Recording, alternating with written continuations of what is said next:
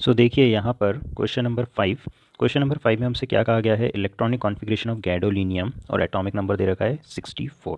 तो जैसा कि हम जानते हैं कि एटॉमिक नंबर 58 से 71 ये होते हैं लेंथेनॉइड्स, तो डेफिनेटली ये क्या है, एक लेंथेनॉइड। अब देखिए लेंथेनॉइड को अगर आप देखते हो तो इनके कॉन्फ़िगरेशन को याद रखने की ट्रिक क्या है, इसको हम देखते हैं।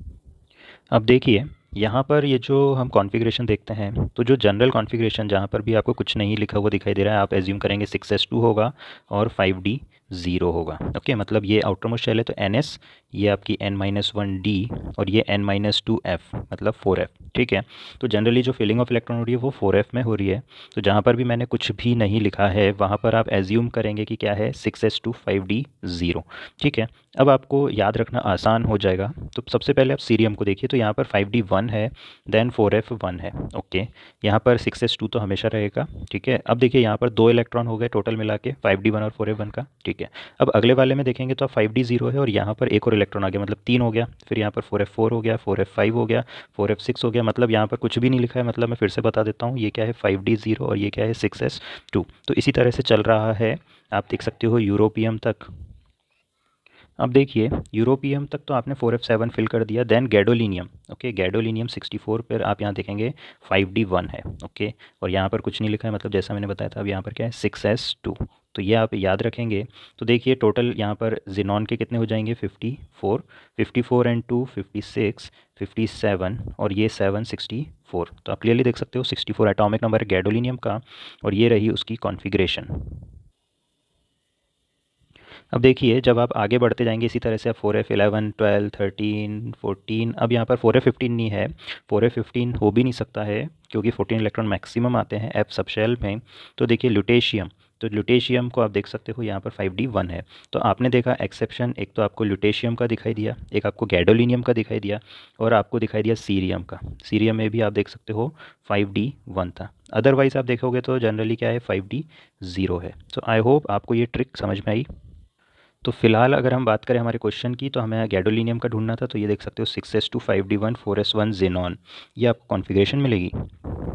तो ये रहा हमारा क्वेश्चन नंबर 5 और आंसर इसका करेक्ट क्या हो जाएगा, जैसा कि अभी हम लोगों ने देखा ऑप्शन 3।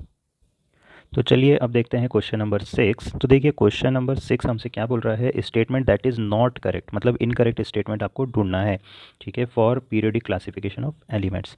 ठीक है, तो चलिए देखते हैं। देखिए यहाँ पर अगर हम देखें ऑप्शन 1 को, तो ऑप्शन 1 क्या बोल रहा है हमसे, ये बोल रहा है कि periodic properties of elements are periodic function of their atomic number. तो यही होता है मॉडर्न पीरियोडिक लॉ।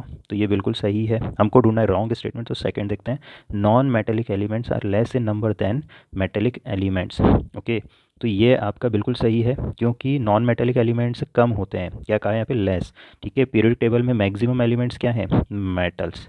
ठीक है, सबसे ज़्यादा है मेटल्स, उसके बाद में है नॉन मेटल्स और सबसे कम कौन से हैं, मेटेलॉइड्स। ठीक है, तो आई होप ये भी आपको क्लियर हुआ। तो हमारे जो पहले दोनों स्टेटमेंट्स हैं 1 एंड 2, ये तो हैं ट्रू, करेक्ट। हमको ढूंढना है इनकरेक्ट। अब देखते हैं थर्ड ऑप्शन को।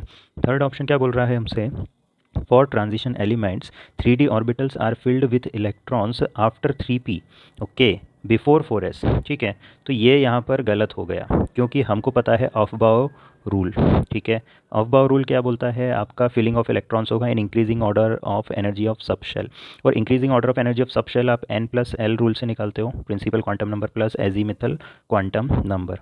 तो जैसा कि अगर आप देख सकते हो तो 3p के लिए 3+1 मतलब 4 हो गया, 4s के लिए 4+0 4 हो गया और 3d के लिए 3+2 5 हो गया। तो सबसे पहले किस में जाएगा, 4 वाले में।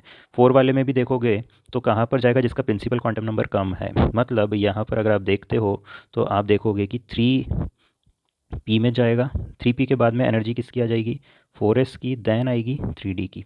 तो इन्होंने क्या गलती कर दी है, इन्होंने लिख दिया है बिफोर 4s, तो ये गलत लिखा है इन्होंने। ठीक है, तो यहाँ पर हमारा जो थर्ड स्टेटमेंट है ये है इनकरेक्ट। ठीक है, तो हमको आंसर मिल चुका है। स्टिल हम फोर्थ ऑप्शन को भी देख लेते हैं।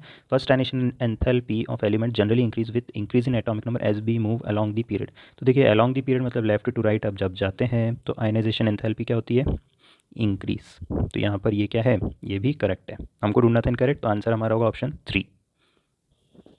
चलिए अब देखते हैं क्वेश्चन नंबर 7। तो 7 क्वेश्चन क्या बोल रहा है, among halogens correct order of amount of energy released in electron gain enthalpy. अब देखिए जैसा कि क्वेश्चन में कह दिया गया है कि एनर्जी रिलीज्ड का मतलब आपका जो है डेल्टा एच आपको बोल दिया गया है नेगेटिव। इट मीन्स आपसे क्या कहा गया है कि इलेक्ट्रॉन गेन एंथैल्पी कौन सी बताना है आपको, negative electron gain enthalpy. Okay, तो देखिए नेगेटिव इलेक्ट्रॉन गेन एंथैल्पी जो होती है वो प्रोपोर्शनल होती है इलेक्ट्रॉन एफिनिटी के। अब देखिए जैसे जैसे हम डाउन द ग्रुप जाते हैं तो इन जनरल देखा जाता है कि जो नेगेटिव इलेक्ट्रॉन गेन एंथैल्पी है वो क्या होती है, डिक्रीज। ओके, मतलब यहाँ पर अगर हम इन जनरल देखें तो हमारा क्या पैटर्न होना चाहिए था, ये होना चाहिए था। लेकिन आपको ये बात भी याद रखनी कि जो सेकंड पीरियड के एलिमेंट्स होते हैं, तो सेकंड पीरियड के एलिमेंट्स क्या शो करते हैं, कुछ एनामलस बिहेवियर शो करते हैं। ओके, और होता क्या है कि यहाँ पर इंटर इलेक्ट्रॉनिक रिपल्शंस काफ़ी ज़्यादा होती है जब एक नया इलेक्ट्रॉन ऐड होता है। ओके, एंड यहाँ पर क्या होता है, जो एनर्जी होती है जितनी हम एक्सपेक्ट करते हैं, जैसे फ्लोरीन में आप सबसे ज़्यादा एक्सपेक्ट करते हो कि एनर्जी रिलीज़ होगी, लेकिन ऐसा नहीं होता है। ओके, क्या होता है, तो देखिए फ्लोरीन के केस में जैसा मैंने आपको बताया कि क्लोरीन से तो कम एनर्जी रिलीज़ होती है, बाकी आपका वही पैटर्न है जो हम एक्सपेक्ट करते हैं। ओके, मतलब ये हमको पैटर्न मिलता है। तो यहाँ पर एक्सेप्शन आपको याद रखना है सेकंड पीरियड वाले का। तो आप ओवरऑल याद रखेंगे ये पैटर्न होगा। और वैसे भी पीरियोडिक टेबल में जितने भी एलिमेंट्स हैं, अमॉन्ग 118 एलिमेंट्स, क्लोरीन एक ऐसा एलिमेंट है जिसकी सबसे ज़्यादा इलेक्ट्रॉन गेन एंथैल्पी होती है या फिर सबसे ज़्यादा हीट रिलीज़ होती है। तो ये भी आप याद रखेंगे। तो अगर हम इस पैटर्न को देखें तो कौन सा ऑप्शन दिख रहा है आपको, ऑप्शन 3। चलिए अब देखते हैं क्वेश्चन नंबर 8 क्या बोल रहा है, the period number in the long form of the period table is equal to. Okay, period number कैसे आप निकालते हो, ठीक है, तो मैग्नेटिक क्वांटम नंबर नहीं, एटॉमिक नंबर से नहीं, मैक्सिमम प्रिंसिपल क्वांटम नंबर से। हाँ, देखिए मैक्सिमम प्रिंसिपल क्वांटम नंबर क्या बताता है आपको, मैक्सिमम प्रिंसिपल क्वांटम नंबर आपको बताता है आउटर मोस्ट शेल। ओके, तो हमेशा याद रखेंगे कि जो आउटर मोस्ट शेल होती है वही बताता है आपका पीरियड नंबर। सो उम्मीद करता हूँ ये आपको क्वेश्चंस क्लियर हुए। सो अगर आप कॉम्पिटिटिव एग्ज़ाम में अच्छा स्कोर करना चाहते हैं तो आप एग्जाम्पलर के क्वेश्चंस ज़रूर अटेम्प्ट करिए। उम्मीद करता हूँ आप इसी तरह से इस क्वेश्चंस को, एग्जाम्पलर के क्वेश्चंस को अटेम्प्ट करते रहेंगे। Thank you for watching, all the best, bye bye.